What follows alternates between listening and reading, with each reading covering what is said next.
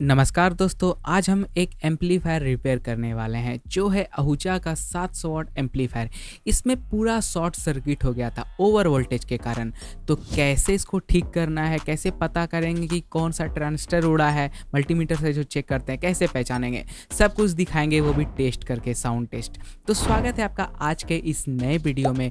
मेरा नाम है शिवम और आप देख रहे हैं प्रो डीजे इक्विपमेंट्स। चलिए आज की इस वीडियो को स्टार्ट करते हैं। तो दोस्तों चलिए देखते हैं इस एम्पलीफायर में आखिर क्या प्रॉब्लम है। तो सबसे पहले प्रॉब्लम को जानते हैं, उसके बाद जो भी प्रॉब्लम सॉल्व होगा वो आप लोगों के सामने होने वाला है। तो चलिए देखते हैं। तो दोस्तों देख सकते हैं ये है आहूजा का SA 7000 मॉडल, यानी कि आहूजा का 700 वाट एम्पलीफायर है। तो इसमें हुआ क्या है, ये जो है फुल शॉर्टिंग ले रहा था, ठीक है, एकदम ऐसे। तो यहाँ पे समस्या तो पार्टी बताया कि काफ़ी कम है, एक ब्रिज रेक्टिफायर उड़ा है बस और कुछ नहीं। लेकिन ऐसा नहीं है, केवल इसी से नहीं हुआ है ये चीज़, समस्या तो उड़ा तो बहुत कुछ है। तो यहाँ पे देख सकते हैं दोनों साइड का हम जो है ये पैनल मॉड्यूल भी बोल सकते हैं, इसको खोल के पूरा तरह से अलग कर दिए हैं। यहाँ पे 3 ट्रांजिस्टर और है, यहाँ पे वायर देख सकते हैं, पहचान दे दिए हैं, ठीक है, इसका नंबर वगैरह लिख दिए। तो दोनों पैनल में शॉर्टिंग है, मतलब कि फुल जल रहा है। और इसको चेक भी कर रहे हैं, देख सकते हैं, आपको दिखाते हैं। यहाँ मल्टीमीटर का रीडिंग देखिएगा, ठीक है। इसको यहाँ पे सटा, देखिए, एक हाथ से थोड़ा पॉसिबल नहीं होता है, इसको पलट के देखते हैं। देखिए आ गया,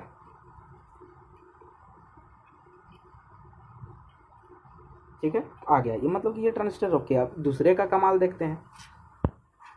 समस्या तो काफ़ी लंबा चौड़ा हुआ है, इसमें कहने का बात ही नहीं है। क्या कैसे उड़ाया है क्या पता। देखिए सीटी मार दिया, यहाँ पे कोई एक रीडिंग दिया 387। अब दूसरे इसको पलट के चेक करते हैं। देखिए यहाँ पे भी ये एकदम प्रॉपर रीडिंग दे रहा है, ठीक है। लेकिन यहाँ पे एक तरह से ये देखिए ये शॉर्ट है, इसका वायर कहीं से सटा नहीं है। देखिए इसको वापस से करते हैं एकदम ऐसे। चलिए ये भी गया है, देखिए, ठीक है, मतलब ये भी क्रॉस है, ये दोनों ख़त्म है। अब ये तीनों को चेक करेंगे, इसी तरह बारी बारी इसको चेक करेंगे और इसको चेक करेंगे, फिर देखते हैं कि कहाँ कहाँ प्रॉब्लम मिलता है। और देख सकते हैं एम्पलीफायर का कंडीशन ठीक ठाक ही है, लेकिन ये जो है वॉल्यूम्स वगैरह ये कट चुका है, ये ठीक है। ये देख सकते हैं कहानी एकदम झोल है। अब क्या कर सकते हैं, 10 जगह जाने में यही होता है, फिर भी हिफाजत तो करना ही चाहिए। हम देख सकते हैं, आपको एक और चीज़ दिखा देते हैं। ये भी देख सकते हैं, ये भी है ना, रेजिस्टेंस पूरा हिल रहा है, एकदम पूरा डोल रहा है। 2 4 6 मतलब कि 6 ट्रांजिस्टर है, 2 उधर है, 8 ट्रांजिस्टर एक साइड और 8 ट्रांजिस्टर एक साइड, ठीक है। तो यहाँ पे देख सकते हैं ब्रिज रेक्टिफायर से इसको अलग किए हैं, इसको अलग किए, मतलब 2 एक साइड का है और 2 एक साइड का हुआ, ठीक है, 2 ये इधर का है। तो यहाँ पे ये भी सही है, ये इस वाले में प्रॉब्लम आया। बाकी इस सबको भी चेक करते हैं और उसको भी चेक करते हैं, देखते हैं समस्या कहाँ मिलता है, फिर आपको बताएंगे कि कैसे इसको ठीक करना है। ये ट्रांजिस्टर को भी चेक करना है, कायदा तो यही बोलता है, फिर भी देख लेते हैं। मेरे हिसाब से तो उड़ा ही होगा, बाकी अब जो। तो जैसे हम आपको दिखाएं बेस कलेक्टर एमीटर से कैसे रीडिंग निकाल रहे थे, तो आपको सेम इसी तरह से करना है। अगर आपके पास में नया ट्रांजिस्टर है तो आप नाप के देख सकते हैं इसका रीडिंग कितना है और पुराने वाले का रीडिंग कितना है। सेम होना चाहिए, बस बीप का साउंड ना आए, जनरल सी बात, बस आपको इस बात का ध्यान रखना है। अब आगे एम्पलीफायर में क्या होने वाला है कि जो भी इसका रेजिस्टेंस हिला हुआ है वो ड्राई सोल्ड हुआ है, उसको वापस से सोल्ड करेंगे और ट्रांजिस्टर को प्रॉपर चेक करेंगे वोल्टेज के साथ में, कितना वोल्टेज आ रहा है, तो वो सब ड्राइवर वोल्टेज देखते हुए आगे का प्रोसेस बढ़ता है। तो क्या है आगे, चलिए वो भी देखते हैं। तो दोस्तों यहाँ पे देख सकते हैं एम्पलीफायर का पैनल हम खोल लिए हैं और ये जो ट्रांजिस्टर है सभी के पोल को हम अलग अलग कर रहे हैं, क्योंकि फाइनल टेस्टिंग लेना है कि एम्पलीफायर का ट्रांजिस्टर सच में ख़राब हुआ भी है या नहीं। ऐसे भी है कि अगर लगा हुआ है रेजिस्टेंस तो जाहिर सी बात है कुछ ना कुछ रीडिंग वो दिखाएगा। ठीक है, तो जो भी है इसका प्रॉपर कनेक्शन को डिस्कनेक्ट करना है तीनों पोल के साथ में बेस कलेक्टर एमिटर से। ठीक है, तो देख सकते हैं सोल्डरिंग अपने हाथ को बचाते हुए आपको काम करना है ताकि आपको कोई समस्या ना हो जाए। और ये जो रेजिस्टेंस आपको दिख रहा है इसमें भी 2 से 3 रेजिस्टेंस हिल गया। हो सकता है कि जर्क में जाने के वजह से ऐसा होता है, हीट के वजह से भी, तो खैर ये ड्राई हो जाता है, मतलब कि वो सोल्डरिंग जो है ना हट जाता है अपनी जगह से। तो अगर ऐसा भी है तो उस कंडीशन में भी एम्पलीफायर ख़राब होने का चांस बनता है। तो बीच बीच में आपको ना एक बार हल्का हल्का हाथ से हिला हिला के देख लेना चाहिए कि क्या ऐसा प्रॉब्लम है एम्पलीफायर में, तो उसको झट से सोल्डरिंग कर लेना है। तो इस बोर्ड को भी हमको वापस से खोलना है। तो देख सकते हैं यहाँ पे जो रीडिंग आ रहा है मल्टीमीटर में आपके सामने है, हम आपको दिखाने का कोशिश कर रहे हैं। तो यहाँ पे कोई भी आपको साउंड शायद नहीं सुनाई दिया, तो ये ट्रांजिस्टर ओके है। अब दूसरा ट्रांजिस्टर को चेक करते हैं। ठीक है, यहाँ पे कोई रीडिंग नहीं, यहाँ पे कोई रीडिंग नहीं। देखिए यहाँ पे 526 525 के बीच में रीडिंग, तो ये भी ट्रांजिस्टर जो है ओके कंडीशन में है। ठीक है, तो कोई एकदम अच्छे से आराम से चेक करना है, पोल वगैरह में कोई भी कनेक्शन ना मिले, तो ये ट्रांजिस्टर भी हमारा ओके है। अब आगे देखते हैं कि क्या है। जो भी है उनको भी हम बता दें कि भाई इतना आपका ट्रांजिस्टर उड़ा है। और ये देख सकते हैं रेजिस्टेंस ड्राई सोल्ड हुआ है, ये दूसरा वाला भी हुआ है, तो मतलब वोल्टेज में अचानक से वो चला गया या फिर हट गया, तो उसके वजह से ट्रांजिस्टर ख़राब होता है। इसको भी एक बार चेक कर लेंगे, ये बीप आ गया, मतलब ये रेजिस्टेंस ओके है। ठीक है, तो अच्छे से सभी को चेक कर लेंगे बारी बारी से।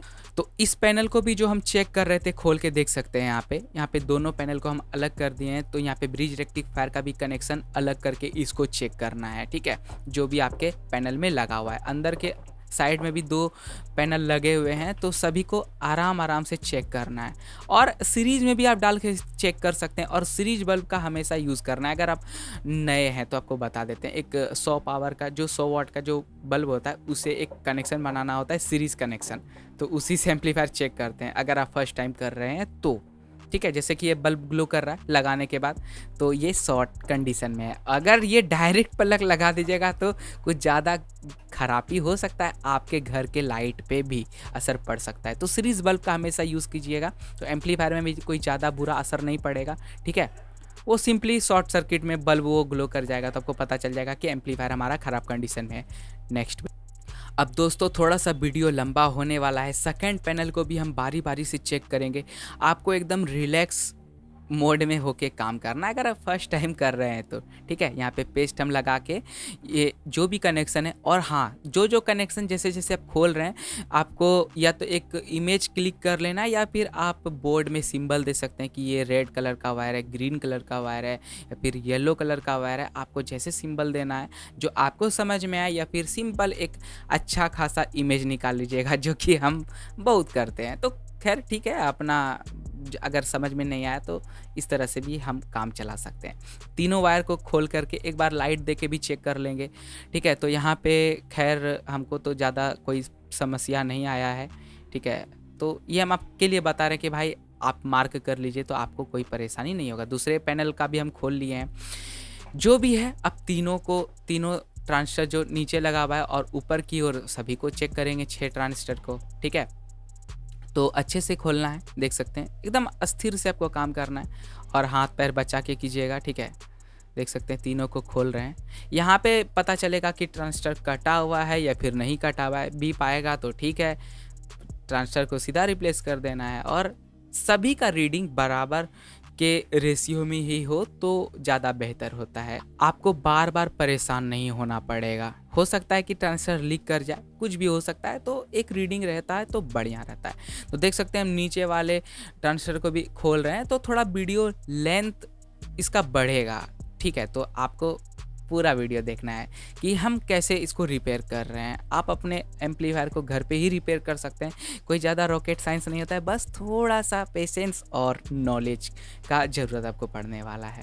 ठीक है, तो देख सकते हैं यहाँ पे हम तीनों को खोल के अलग अलग कर ही लिए हैं। ऑलमोस्ट सब कुछ खुल चुका है। इसका पैनल खोलने में काफ़ी ज़्यादा दिक्कत हुआ, तो खैर कोई पकड़ने वाला नहीं था इसको, पैनल को हम टेबल पे नहीं कर रहे थे काम, इसी के वजह से। तो अस्थिर अस्थिर से आपको करते जाना है धीरे धीरे। तो आराम आराम से आपको सभी कनेक्शन को हटा लेना है, कोई हड़बड़ी वाला बात नहीं होना चाहिए, ठीक है। अब आखिरी ट्रांजिस्टर बचा हुआ है, तो सभी को बारी बारी से चेक करेंगे, ठीक है। मल्टीमीटर से हम आपको रीडिंग तो खैर दिखाते ही जा रहे हैं कि कितना आ रहा है, 512 आ रहा है, 525 आ रहा है, कि पूरा बीप कर रहा है, ठीक है।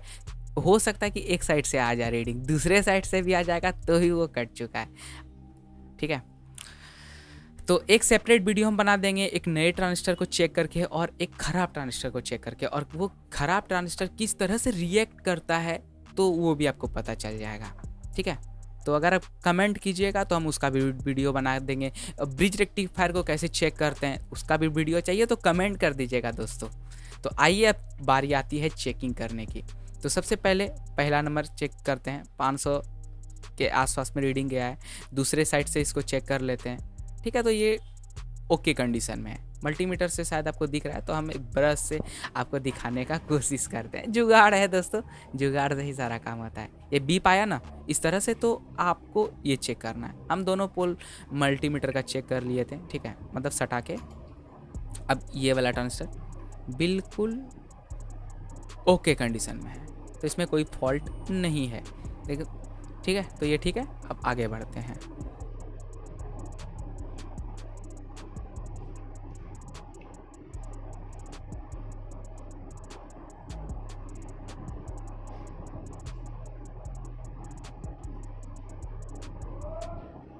तो दोस्तों ये वाला सेकंड ट्रांजिस्टर भी ओके कंडीशन में। तीसरे ट्रांजिस्टर पे आते हैं।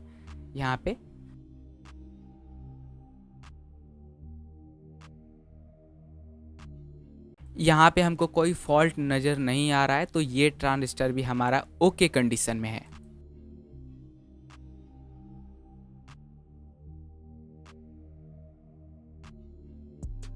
तो तीनों ट्रांजिस्टर ऊपर का ओके कंडीशन में है। आइए अब तो दोस्तों देख सकते हैं ये वाला जो ट्रांजिस्टर है इसके पोल पे हम चेक कर रहे हैं, तो यहाँ पे बीप का साउंड आया, ये ट्रांजिस्टर फॉल्ट है, ठीक है। और इसको भी चेक करते हैं,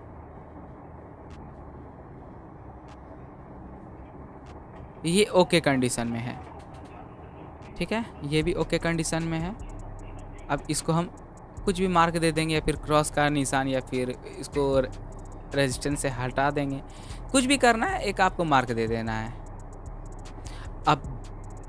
अब इस रेजिस्टेंस को भी चेक कर लेते हैं, इसका क्या कहानी है, बीप आ रहा है या फिर नहीं। रेजिस्टेंस में बीप आना चाहिए,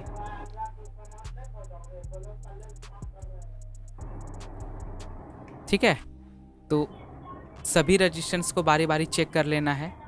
यहाँ पे कोई भी तरह का कोई नंबर नहीं, यहाँ पे बीप आना चाहिए, देख लीजिए इस टाइप का साउंड,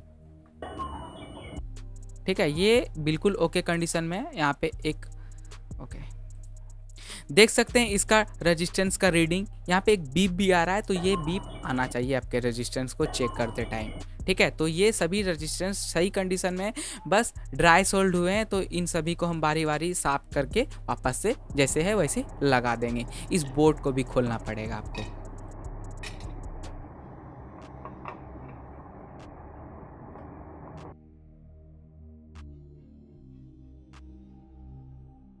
तो देख सकते हैं इस पैनल को भी हम खोल रहे हैं, तो वो भी हम आपको दिखाते हैं कि यहाँ पे कैसा ड्राई सोल्ड हुआ है, ठीक है।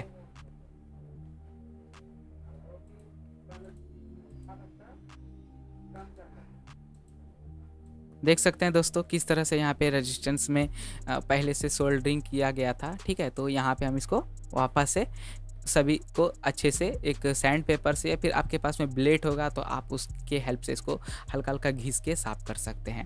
सभी ट्रांजिस्टर को एक बार फाइनली चेक कर लेंगे। अगर आपको कोई डाउट है तो यहाँ पे हम मार्क कर लेते हैं कि भाई ये मेरा क्रॉस में गया हुआ है, ठीक है। तो इसको हम ऐसे से मार्क कर लेंगे। अगर आप पूरा पैनल को खोल रहे हैं तो वहाँ पे भी आप कोई मार्क दे सकते हैं, यहाँ पे प्लस, यहाँ पे माइनस, कुछ भी करके अलग अलग आपको रखना है। जैसे आप खोले हैं जिस साइड से, आपको उसी साइड से लगाना है। अगर उल्टा पुल्टा होता है तो थोड़ा गड़बड़ हो सकता है, ठीक है। ऐसा भी आप कर सकते हैं कि बारी बारी आप चेक करते जाएंगे, सामान लगा के आपको उस पैनल को फिट कर देना है, तो इस तरह से भी कर सकते हैं, ठीक है। तो यहाँ पे ये ट्रांजिस्टर हमारा कट चुका है, तो इसको हम हटा देते हैं। देख सकते हैं ये है TTC 5200, यहाँ पे 2-3 ट्रांजिस्टर कटा हुआ है। इस वाले पैनल को भी अभी हम नहीं खोले हैं, तो इस पैनल से ट्रांजिस्टर को खोल के हटा लेते हैं, ठीक है। तो दूसरा पैनल को भी सेम तरीके से आपको चेक करना है। थोड़ा मेहनत वाला काम है और आपको धैर्य रख के काम करना है। देख सकते हैं इस बोर्ड को हम PCB को क्लीन कर लेते हैं। थोड़ा साफ़ सफाई ज़रूरी है, अपने काम के हिसाब से भी करना ही चाहिए।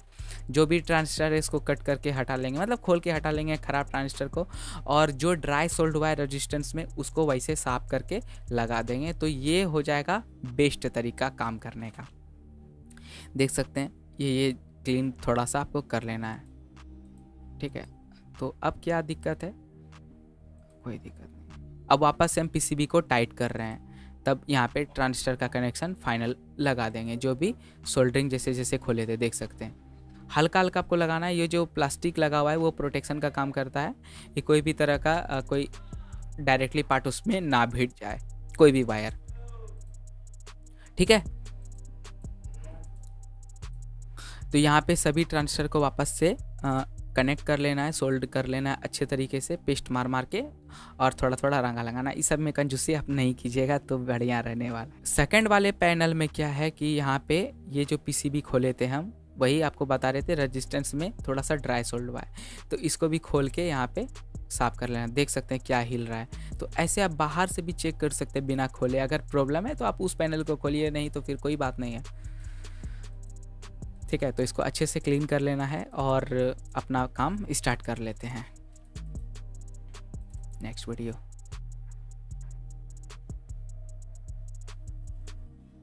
यहाँ पे जो ट्रांजिस्टर का जो पॉइंट है वहाँ पे भी ड्राई सोल्ड हुआ है, ठीक है। तो उसको भी अच्छे से इसी के हेल्प से हल्का हल्का खुरच के साफ कर देना है, और पेस्ट मार के आप सोल्डिंग कर सकते हैं, कोई दिक्कत नहीं है। तो देख सकते हैं यहाँ पे जो भी रेजिस्टेंस का कनेक्शन है किस तरह से ड्राई सोल्ड हुआ था, तो वही हम पेस्ट मार के यहाँ पे कर रहे हैं। अगर आपको इस सभी के बारे में जानकारी है तो खैर अच्छी बात है, अगर जिनको नहीं है उनके लिए काफ़ी हेल्पफुल होने वाला है ये वीडियो। तो हम उन्हीं लोग को देखते हुए ये वीडियो बनाते हैं कि किस तरह से हम लोग जनरल प्रॉब्लम को सॉल्व कर सकते हैं अपने घर पे ही। बस थोड़ा सा जानकारी और धैर्य बना के काम करने का ज़रूरत है, और जैसे जैसे कनेक्शन खोलें वैसे वैसे आपको सिंपली लगा देना है। तो आप इस तरह से एम्पलीफायर को रिपेयर कर सकते हैं कुछ हद तक। अगर आपके पास में, अगर आप कहीं प्रोग्राम कर रहे हैं, कोई ऐसा जगह पे गए हुए हैं जहाँ पे कोई साधन नहीं है, तो उस कंडीशन में आप क्या करोगे? तो उस कंडीशन में आपको ये वीडियो काफ़ी मदद करने वाला है। तो हमारे साथ भी कई बार ऐसा हुआ है। तो आप मार्केट कहाँ ढूंढते फिरोगे? अगर कोई पहाड़ी इलाका है, जंगली इलाका है, तो कहाँ जाओगे? अगर कोई प्रोग्राम आप कर रहे उस जगह पे, तो जैसे कि हमारे यहाँ पे ऐसा भी एरिया है जहाँ पे कोई साधन नहीं है, कोई भी शॉप का साधन नहीं है, वहाँ से आपको 50-60 किलोमीटर जाना पड़ेगा। तो फिर वहाँ पे कैसे आप हैंडल कीजिएगा? तो उस कंडीशन में ये बहुत मदद करने वाला है। सिंपल बात में ये है कि जो भी ट्रांजिस्टर आपका कट चुका है उसको खोल के हटा दीजिए, तो आपका एम्पलीफायर वर्किंग मोड में आ जाएगा। लेकिन ज़रूरत है कि उसको सही ट्रांजिस्टर से बदलने की। अगर आप ओरिजिनल यूज़ कर रहे हैं तो अच्छे क्वालिटी का ब्रांडेड जो कि तोशिबा आता है, CDIL भी आ रहा है, तो आप लगा सकते हैं, ठीक है।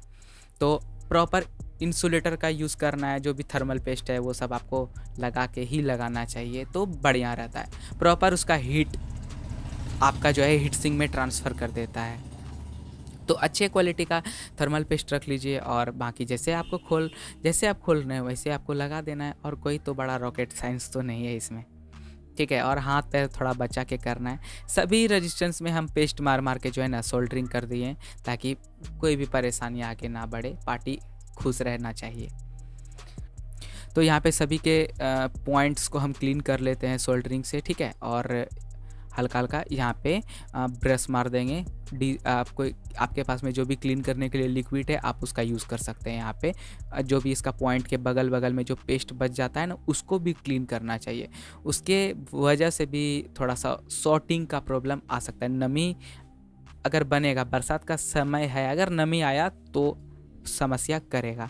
और हाँ, धूल से तो खैर बचा के ही रखना चाहिए एम्पलीफायर को। कोई भी इलेक्ट्रॉनिक इक्विपमेंट हो, प्रोडक्ट हो, तो आप क्लीनिंग उसका बारी बारी करोगे समय समय पे, तो आपको निराशा हाथ नहीं लगने वाला है। तो यहाँ पे ये वाला पैनल में भी कुछ सॉर्टिंग था, तो इसको भी हम टेस्ट कर लेते हैं। तो सभी यहाँ पे जो है ना, चारों पैनल जो भी था, बैक साइड का 2 पैनल और साइड का एक पैनल, तो सभी में प्रॉब्लम आया था। तो सबको हम क्लीन किए, ट्रांजिस्टर रिप्लेस किए और जो भी है जैसे कनेक्शन है वैसे लगाएं। आप देख सकते हैं यहाँ पे इस पैनल में भी एक ट्रांजिस्टर कटा हुआ था, मतलब शॉर्ट हो गया था।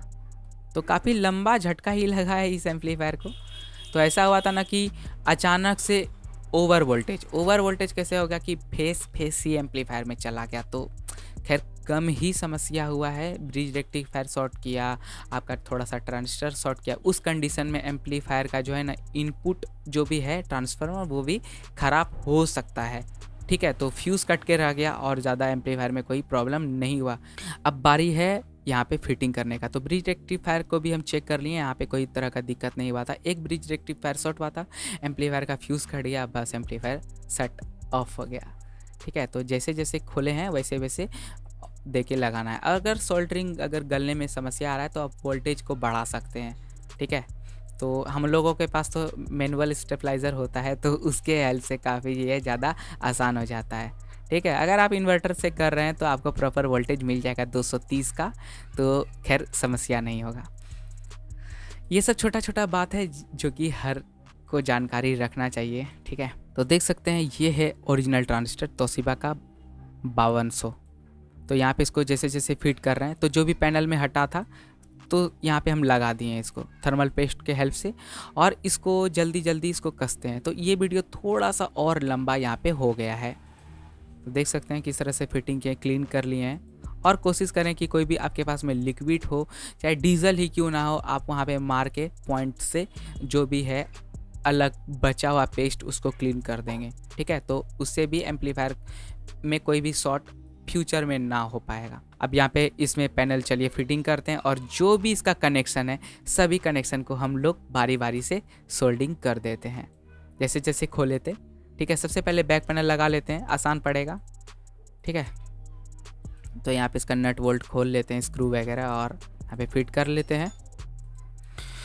तो यहाँ पे देख सकते हैं दोस्तों बैक पैनल को भी हम फिट कर लिए हैं, स्क्रू के मदद से टाइट कर लिए हैं, जो जैसे था वैसे हम इसको लगा दिए हैं। अब बारी है जैसे जैसे आप कनेक्शन खोलें, देख सकते हैं यहाँ पे हम मार्क कर दिए हैं रेड, ब्लू, ऑरेंज, ब्लैक।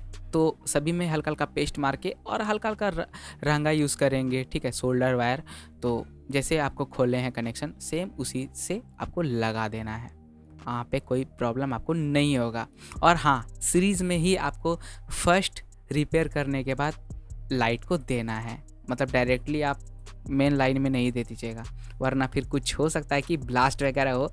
मजाक कर रहे हैं, मतलब कि एम्पलीफायर में अगर शॉर्ट अगर अभी भी बरकरार बचा हुआ है बाकी है तो आपको समस्या हो सकता है। एक बना लीजिएगा तो कोई ज़्यादा बड़ा चीज़ नहीं है। अब यहाँ पे दूसरा वायर को भी लगाते हैं जैसे जैसे खोले हैं। ठीक है, एक बार इसका एम्पलीफायर का जो ना ये जो ब्लू और रेड वाला जो पतला पतला वायर है ये भी जल चुका था, तो इतना भयानक यहाँ पे पहले भी एक बार शॉर्टिंग हुआ था।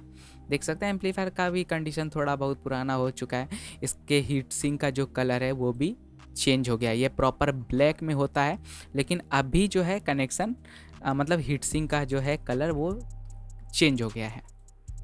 तो इस बात से भी देख सकते हैं पता चल रहा है कि एम्पलीफायर काफ़ी ज़्यादा ओल्ड है, और ओल्ड चीज़ बढ़िया होता है, ओल्ड इज़ गोल्ड, आपको पता ही है। ठीक है, यहाँ पे जैसे जैसे कनेक्शन किए थे थोड़ा सा कैमरा एंगल में प्रॉब्लम है, वहाँ पे हम प्रॉपर बैठा नहीं पा रहे हैं। ठीक है, तो इसको जैसे जैसे खोले थे वैसे वैसे लगा दिए, और एक बार फाइनल चेक कर लीजिएगा कि कहीं पे कोई भी तरह से बॉडी में वायर ना भिड़ जाए। ठीक है, तो दोस्तों देख सकते हैं यहाँ पे हमारा एम्पलीफायर बिल्कुल फिटिंग हो चुका है। ये ड्राइवर बोर्ड भी चेक कर लिए हैं। ठीक है, देख सकते हैं यहाँ पे भी कोई प्रॉब्लम नहीं है, सभी कनेक्शन को लगा चुके हैं हम। अब बारी है सीरीज़ कनेक्शन में इसको पावर ऑन करने का। तो हम सीरीज़ बोर्ड में डाल दिए हैं एम्पलीफायर के केबल को। ठीक है, एक डबल 15 लोड डालें इस एम्पलीफायर में, 300 वाट का स्पीकर डाला हुआ है, 100 वाट का HF है, सीरीज़ कनेक्शन है। इन्वर्टर पे हम चेक कर रहे हैं ताकि प्रॉपर वोल्टेजिंग मिल जाए। ठीक है, ये हम मेन ऑन कर दें, देख सकते हैं इन्वर्टर में है, और यहाँ पे कोई ज़्यादा है, देख सकते हैं एक सीरीज़ बल्ब, और यहाँ पे एम्पलीफायर को पावर ऑन करते हैं, और यहाँ पे लोड देख सकते हैं। ठीक है, तो एम्पलीफायर में ऑन हो गया। बल्ब देख सकते हैं किस तरह से ग्लो कर रहा है और कितना कम ग्लो कर रहा है। तो इतना ही आपका ग्लो करना चाहिए। प्रॉपर 230 वोल्ट पे हम इसको रन कर रहे हैं। आशा करते हैं कि आपका देख सकते हैं यहाँ पे साउंड भी आ गया है। अब यहाँ पे हम सॉन्ग बजा के इसको यूज़ में ले सकते हैं। हल्का जब आप फर्स्ट टाइम रिपेयर करें तो हम आपको रिकमेंड करेंगे कि थोड़ा सा आपको जो है ना लाइट दे के इसी तरह से छोड़ देना है। जो भी होगा ट्रांजिस्टर का जो प्रॉपर वोल्टेजिंग में वो आ जाता है, ठीक है। जो भी कैपेसिटर डिस्चार्ज जो है वो वापस से अपने नॉर्मल कंडीशन में आ जाते हैं। तो 5-10 मिनट आपको ऐसे छोड़ देना है। बाकी आप नॉर्मल उसको जब एम्पलीफायर आपका रिपेयर हो जाए तो आप उसको जैसे आप नॉर्मल यूज़ करते हैं वैसे आप यूज़ कर।